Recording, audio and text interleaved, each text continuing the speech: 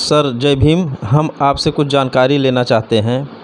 ज़िला हुगली, पश्चिम बंगाल में बामसेफ का 7वां राज्य अधिवेशन कार्यक्रम आयोजित किया गया, जिसमें आपने अच्छा वक्ता के रूप में आपने बातें कहीं और बात समझने योग्य है। पता नहीं फिर आगे मुलाकात हो कि ना हो। तो आप बामसेफ का संगठन में रहते हुए राजनीतिक पार्टी बनाए हैं, का क्या उद्देश्य है? हाँ, धन्यवाद। पहले तो आपका जो चैनल है SR24 न्यूज़ कि आपने पॉलिटिक्स पर चर्चा करने के लिए और ये समय आपने चुना। जहाँ तक पार्टी बनाने का सवाल है तो वो बामसेफ ने नहीं बनाई।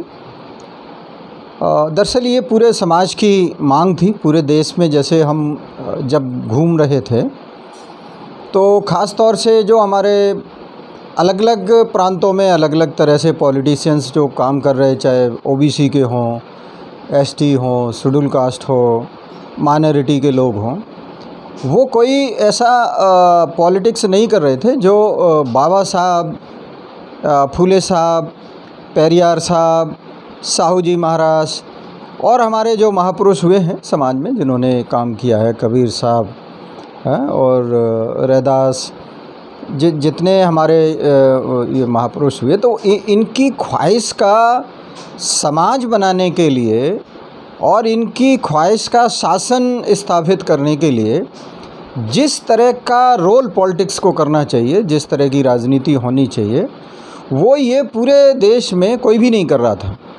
तो हम जहाँ भी जा रहे थे वहाँ लोगों की एक डिमांड उठ रही थी चारों तरफ से। किसी भी स्टेट में हम गए, लोग यही कहते थे, ये कब तक करते रहोगे बामसेफ का ये जो ये क्या बोलते हैं, ये ना दिमागी जो कसरत है, ये इसको इससे क्या फ़ायदा होगा? आप मेहनत करते हो और जिनको आप क्रिटिसाइज़ करते हो, जिन पॉलिटिशियंस को, वो आपकी मेहनत खा जाते हैं, तो फ़ायदा क्या हुआ फिर आपका? और वो जा कर के वही जो हमारे महापुरुषों के जो दुश्मन ताकतें हैं वो उनकी शरण में चले जाते हैं। वो नेता सारे के सारे जो आपकी मेहनत का फ़ायदा लेते हैं। तो इससे बेहतर है कि इस आंदोलन की एक स्वतंत्र जो पार्टी है, स्वतंत्र राजनीति है, स्वच्छ राजनीति है, डेमोक्रेटिक राजनीति होनी चाहिए, सिद्धांतवादी होनी चाहिए और इस पूरे मूल्यवासी समाज को एक नए समाज की तरफ बनाने वाली राजनीति हो और इसको शासक बनाने वाली राजनीति हो। तो वैसी राजनीति करने के लिए आप लोग क्यों नहीं सोचते और वैसी पॉलिटिकल पार्टी जो उस राजनीति को बना सके, चला सके, उसको क्यों नहीं सोचते? तो हम लोग जो इस दिशा में मत बना रहे थे कि डिमांड तो ठीक है लोगों की, तो लेकिन इसको किया कैसे जाए?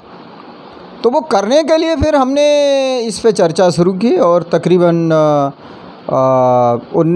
2012 से हमने इस पे फील्ड में चर्चा शुरू की कि लोग जहाँ भी सवाल करते थे तो फिर कैडर से पूछते। सारे लोग एम्प्लॉइज़ नहीं थे बामसेफ में, या मूल्यवासी संघ हो गया या विद्यार्थी संघ हो गया या हमारे और भी जो शुभचिंतक बहुत सारे साथी थे जो गवर्नमेंट एम्प्लॉय नहीं थे। और बामसेफ में भी तमाम पेंशनर्स हैं या प्राइवेट कंपनियों के जो एम्प्लॉय सेल्फ एम्प्लॉयड हैं, तो वो सभी क्योंकि बामसेफ में कार्यकर्ता बन सकते हैं, तो वो बहुत सारे ऐसे लोग थे और वो इस बात से परेशान थे कि हम इतनी मेहनत करते हैं, लोगों को विचार देते हैं, विचारधारा देते हैं, सबको समझाते हैं मूल्यवासी आंदोलन कैसे चलाना चाहिए, क्या विचार, लेकिन वो सब का सब पॉलिटिक्स में जाके उल्टा हो रहा है। तो इसलिए हमें इस दिशा में सोचना चाहिए कि पॉलिटिक्स ऐसी हो जो हमारा ये जो आंदोलन है मूल्यवासी समाज को बनाने का, उसकी मददगार हो, उसकी सहायक हो। वो जो संदेश है जो इधर से जाना चाहिए, जानकारी जानी चाहिए, विचार मंथन जो जाना चाहिए, विचार जो जाना चाहिए, उद्देश्य जो लोगों के पास जाना चाहिए, वो पॉलिटिक्स से भी जाना चाहिए। इस तरह की पॉलिटिक्स होनी चाहिए। तो इसको 2012 से जब शुरू किया, इस पर विचार विमर्श शुरू किया, तो 16 तक आते आते फिर बहुत लोगों ने दबाव डाला। हमारे बहुत सारे शुभचिंतक पूरे देश में थे, उन्होंने बहुत दबाव डाला और फिर यही निर्णय लिया गया कि अभी इसको ज़्यादा दिन तक पेंडिंग नहीं कर सकते, इसको ज़्यादा दिन तक इसकी उपेक्षा नहीं की जा सकती, तो इसलिए ये करना चाहिए। और इसमें जब हम चर्चा करने बैठे तो हमारे बहुत सारे साथियों ने फिर बाबा साहब का जो राजनीति के बारे में सिद्धांत है, निर्देश है, विचार है, संकल्पनाएं हैं, वो सामने रखी। तो बाबा साहब का ये मत है कि राजनीति समाज सेवा करने का एक माध्यम है। तो जिनको राजनीति में आना है ये तय करके आना चाहिए कि हमें समाज की सेवा करनी है और निस्वार्थ सेवा करनी है।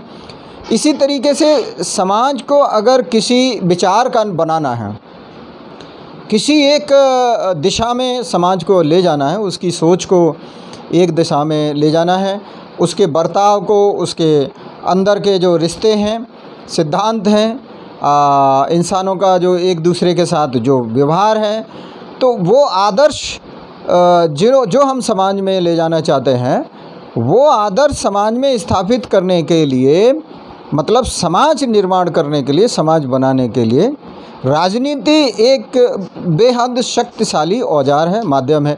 वो बाबा साहब ने राजनीति के बारे में कहा। तीसरी बात जो राजनीति के बारे में बाबा साहब ने कही वो ये है कि राजनीतिक पार्टी डेमोक्रेटिक होनी चाहिए। राजनीतिक पार्टी ऐसी होनी चाहिए जो सभी प्रजातांत्रिक सिद्धांतों पे चले और समाज में राजनीति करने वाले प्रशिक्षित लोग ऐसे पैदा करे जिनको समाज की सभी तरह की समस्याएं, चाहे वो आर्थिक हों, सामाजिक हों, शैक्षिक हों, राजनीतिक हों, सांस्कृतिक हों, सभ्यता संबंधी हों, अत्याचार संबंधी समस्याएं हों, भेदभाव है, शोषण है, जितने भी तरह की समस्याएं समाज में हैं उनका संपूर्ण ज्ञान लोगों को हो और उनको समाधान कैसे करना है इसकी पूरी समझ होनी चाहिए। तो ऐसी समझ पैदा करने के लिए प्रशिक्षित लोग ही राजनीति में काम करने चाहिए। ये बाबा साहब का स्पष्ट आदेश है। तो ये सब चीज़ों को ध्यान में रखते हुए कि राजनीति का जो महत्व है, बाबा साहब ने एक इंटरव्यू दिया था जब चुनाव हार गई थी उनकी शेड्यूल कास्ट फेडरेशन। तो उसके बाद उन्होंने कहा था कि राजनीतिक पार्टी चुनाव हारने जीतने के लिए ही नहीं होती है, राजनीतिक पार्टी समाज को तैयार करने का एक माध्यम है, मतलब एक साधन है, और वो साध्य नहीं है, मतलब लक्ष्य नहीं है। राजनीतिक पार्टी बनाना, राजनीति करना, चुनाव लड़ना, जीतना या हारना, ये लक्ष्य नहीं होता राजनीति का। राजनीति का जो लक्ष्य है वो है समाज को तैयार करना, समाज को निर्माण करना, और उस तैयार करते करते जब समाज बन जाता है जैसा हम चाहते हैं, तो वो अगर बहुमत में बनता है तो फिर उसी तरह की सोच का शासक वर्ग बन जाता है।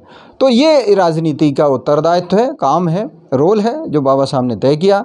इसको हमने विस्तार से चर्चा की 5 साल तक कि राजनीति को किस रूप में हमें करना चाहिए और समाज को किस दिशा में राजनीति को समझाना चाहिए।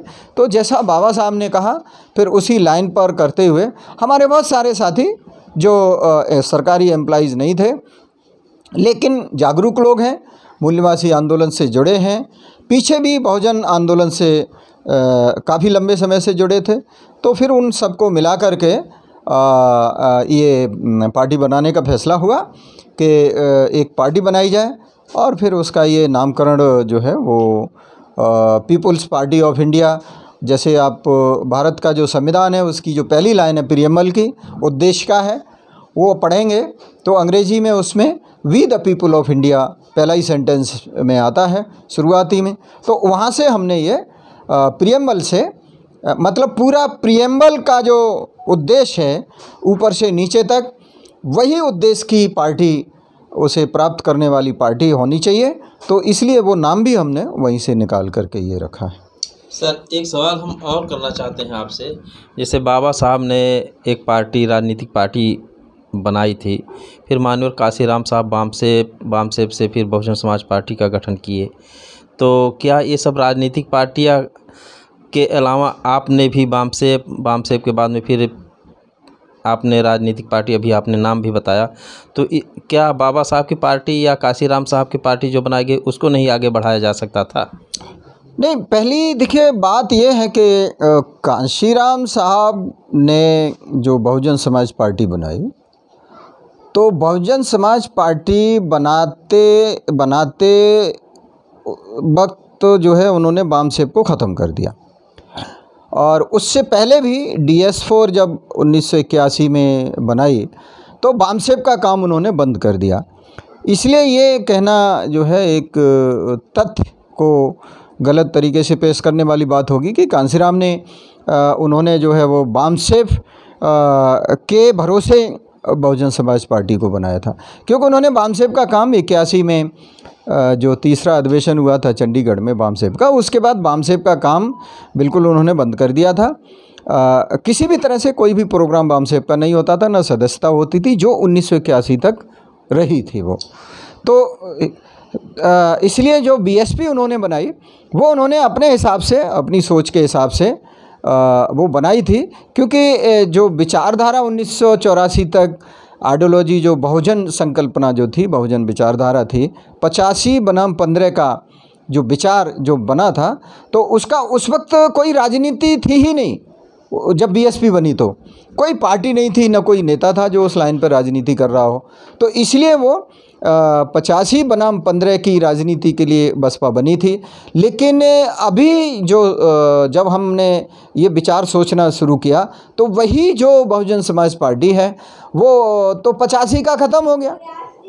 कांशीराम ने जो उस वक्त 15-85 के लिए जो राजनीति के लिए बहुजन समाज पार्टी को बनाने के लिए जो काम किया था, वो तो फिर 2012 तक आते आते वो 100% हो गया। वो 15 नहीं रहा, 85 नहीं रहा, जिसको आप सर्वजन सुखाय कह सकते हैं। तो वो बहुजन वाला जो आंदोलन था वो ख़त्म हो गया। तो समस्या पैदा करने वाला भी अब आपके पास है, और उस समस्या का जो दुखड़ा जो झेल रहा है वो भी आपके पास है। तो आप किसकी राजनीति करना चाहते हैं? तो उसका जो दुष्परिणाम होना चाहिए था वही हुआ पूरे देश में। बाबा साहब की जो पार्टी है वो शेड्यूल कास्ट फेडरेशन थी। RPI बाबा साहब ने बनाई नहीं थी, संकल्पित की थी और उसका संविधान भी बनाया था। मगर जब बाबा साहब का परिनिर्वाण हो गया तो RPI का जो संविधान था, जो उनके अनुयायी थे जिन्होंने राजनीति की उनके बाद में, उन्होंने वो भी बदल दिया था। वो बाबा साहब ने जैसा बनाया वैसे नहीं रखा था उसको। उसके बाद में क्या हुआ, जो RPI ने राजनीति की तो उन्होंने जो राजनीति का जो गैर राजनीतिक पहलू है जो बाबा साहब साथ लेके चलते थे, 1949 में बाबा साहब ने एक वो अपील क्लैरिफिकेशन जारी किया था कि लोग मुझे समझते हैं कि मैं शायद पॉलिटिशियन हूँ, पर ऐसा नहीं है। पॉलिटिक्स मेरा कभी जुनून नहीं रहा, और पॉलिटिक्स को मैंने कभी कभी औजार के तौर पे इस्तेमाल किया। मेरा जो जुनून है, मेरा जो आंदोलन है, उसका लक्ष्य है समाज जो व्यवस्था है उसको बदलना, उसकी जगह एक नई समाज व्यवस्था बनाना। ये बाकायदा बाबा साहब का जो तीसरा वॉल्यूम अंग्रेजी का उसमें वो छपा हुआ है, लिखा हुआ है, वो जो अपील है वो तो वो बाबा साहब ने 49 में क्लियर किया था। और वैसे ही बाबा साहब राजनीति चाहते थे जो सामाजिक आंदोलन के ऊपर टिकी होनी चाहिए, उसके कंट्रोल में होनी चाहिए। आप राजनीति किसके लिए करना चाहते हैं? समाज के लिए करना चाहते हैं, तो समाज के कंट्रोल में राजनीति होनी चाहिए। समाज के कंट्रोल में राजनीति कब होगी? जब ऐसी व्यवस्था हो कि राजनीति अपने में अलग से कुछ न हो, राजनीति वही हो जो समाज में गतिविधि चल रही है, जो समाज चाहता है, तो उसके लिए व्यवस्था आपके पास होनी चाहिए। तो इसलिए जो RPI जिन लोगों ने चलाई, बनाई, उन्होंने वो पहलू जो था गैर राजनीतिक पहलू बाबा साहब के आंदोलन का, वो पूरी तरह से नकार दिया, उपेक्षित कर दिया, और कोरी राजनीति उन्होंने की। तो RPI का एक तो ये सबसे बड़ा डिफेक्ट रहा, एक कमज़ोरी रही। उसके बाद में क्या हुआ कि वो आपस में भिड़ गए, और आपस में इतने ज़्यादा भिड़े कि अंत में उन्होंने जिस कांग्रेस को गाली देकर के वो उभरे थे, ताकत बने थे पूरे देश में, उसी कांग्रेस की शरण में वो चले गए। उसके बाद फिर आरपीआई के इतने टुकड़े हुए, तो वजूद तो आरपीआई का वहीं 1971 में ख़त्म हो गया, जब वो आरपीआई कांग्रेस में मर्ज हो गई। 69 का उन्होंने कांग्रेस के साथ समझौता किया, उसमें जो भी इलेक्शंसबाजी हुई, लड़े जो भी है। 71 में पूरी तरह से वो मर्ज हो गए और सौदेबाजी की उन्होंने। उसके बाद आरपीआई कई धड़ों में बट गई वो।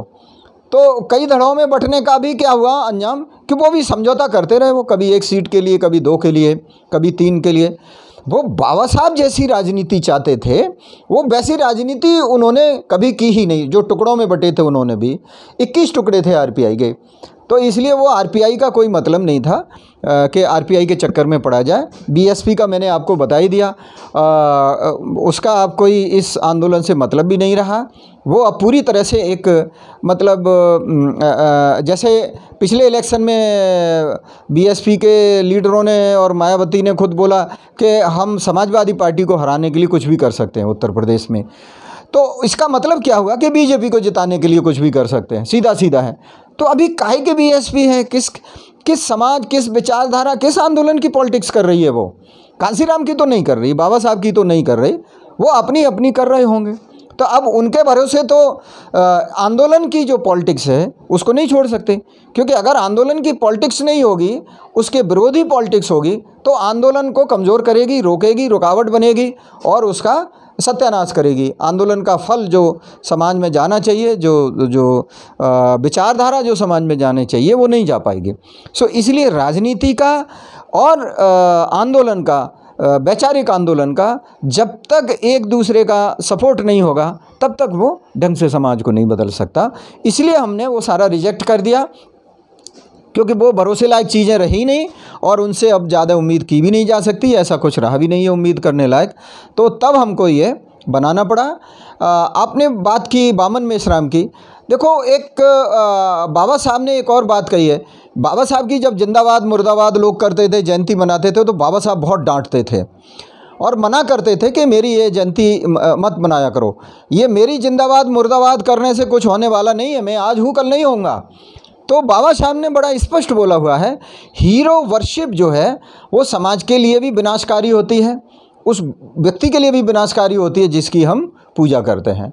बुद्ध के बर्बादी का, जो बुद्धिज़्म की बर्बादी का जो कारणों में जो बाबा साहब ने लिखाए हैं, उनमें एक बहुत बड़ा कारण ये बताया है कि बुद्ध की जो मूर्ति थी उसको लोग पूजने लगे, और बुद्ध के जो विचार थे, जो उनका आंदोलन था, जो उनका धम्म था, जो उनकी रणनीति थी, जो काम करने का तौर तरीका था, जो भिक्षु संघ एक संगठन के तौर पे काम कर रहा था, वो सब लोगों के दिमाग से निकल गया। बस वो मूर्ति पूजा में लोग फंस करके रह गए। तो व्यक्ति पूजा जो है, एक व्यक्ति की पूजा करके आप ये कहें कि हम बाबा साहब की चाहत की राजनीति कर रहे हैं, तो ये लोगों को धोखा देने वाली बात है। सो ये धोखेबाजी की बात है कि साहब बाबा साहब ऐसा ही चाहते थे या बाबा साहब ने भी ऐसा ही किया। ना, बाबा साहब ने बिल्कुल ऐसा नहीं किया। बाबा साहब हमेशा बार बार चेताते रहे कि आप मेरी जो है जिंदाबाद मुर्दाबाद करना बंद करो, और ये हीरो वर्शिप का जो धंधा है, आपको जो काम आएगा, जो भविष्य में जो आपके लिए दिशा देगा वो संगठन दिशा देगा। तो आपको एक राजनीतिक संगठन खड़ा करना है और वही आपका आगे नेतृत्व करेगा। सो ये जो व्यक्ति पूजा कराने वाले लोग हैं, हम जिसको सुप्रीमोवाद भी कहते हैं, ये ज़्यादा समाज को फ़ायदा नहीं दे सकते। भाई कांसीराम से बड़ा कौन होगा अभी आज के युग में?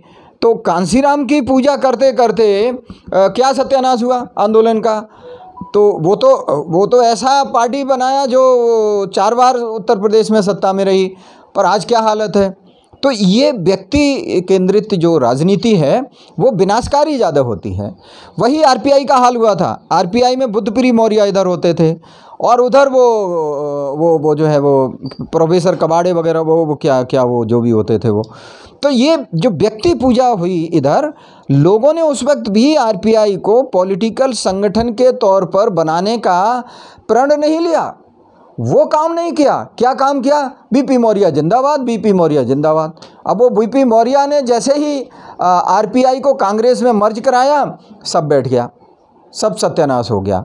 फिर वो खुद बीजेपी में चला गया जाकर के, मरते दम तक वो फिर भी मतलब जिस विचारधारा को आप गाली दे करके राजनीति में आए थे, उस विचारधारा की शरण जाना पड़ गया। ये स्थिति होती है व्यक्ति केंद्रित राजनीति में।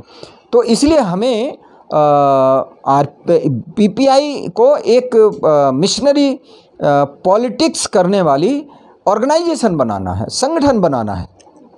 व्यक्ति हम पैदा करते रहेंगे, नेता हम पैदा करते रहेंगे, भाषणबाज हम पैदा करते रहेंगे, तो वो चलता रहेगा सिलसिला। अगर पार्टी मजबूत संगठन बन जाती है तो संगठन फिर उसमें से एक नहीं, गांव लेवल से लेकर के और नेशनल लेवल तक ज़रूरत के संख्या में, ज़रूरत की क्वालिटी में, ज़रूरत की खूबियों वाले, ज़रूरत की बुद्धि वाले, ज़रूरत की ज्ञान और समाज की सेवा को समर्पित हम नेता हर स्तर के हम पैदा करते रहेंगे। अगर हम पॉलिटिकल संगठन जैसी बाबा साहब का चाहत थी और जो उद्देश्य था वैसा हम बनाते हैं तो वही हम कह रहे हैं कि आप जो भी लोग पीपीआई में जुड़ रहे हैं, हम कह रहे हैं आप व्यक्ति के साथ किसी के न जुड़ें, आप पीपीआई नाम के संगठन के साथ जुड़ें। उसमें अगर कोई कमी नज़र आती है तो आप उसको तुरंत उठाएं और वहाँ उसका समाधान कराएं, लेकिन किसी भी हालत में पार्टी के अंदर किसी व्यक्ति के आप अनुयायी न बने, व्यक्ति के भक्त न बने। पीपीआई ही आपके लिए सब कुछ है, उसी का आपको अनुयायी बनना है, उसी का आपको पुजारी बनना है, उसी का आपको कार्यकर्ता बनना है। तो इसलिए हमने पीपीआई को ये पैदा किया और अब इस पर लगे हैं पूरे देश में इसका निर्माण करने में। कल आपने जैसे सुना, बंगाल में भी हम अब तेज़ करने वाले हैं पीपीआई को बनाने की जो स्पीड है, जो गति है, वो हम तेज़ करने वाले हैं अभी बंगाल में भी।